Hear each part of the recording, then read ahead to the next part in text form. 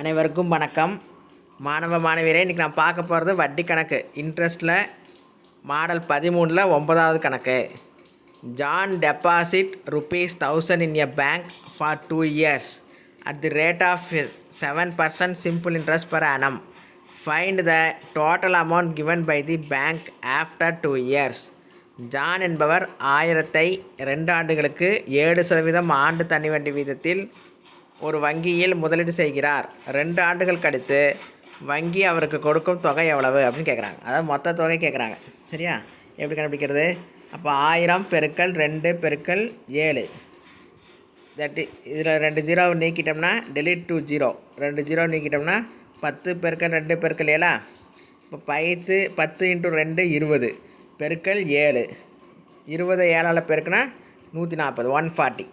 அப்போ அமௌண்ட் மொத்த தொகை = 1000 + 140 140. ரெண்டையும் கூட்டினோம்னா 1140 1140. ஆன்சர் வந்து C is the answer. Students, எங்கள் வீடியோவில் பார்த்தீங்கன்னா எல்லாமே ஷார்ட்கட்ஸாக தான் போட்டுட்ருக்கோம்.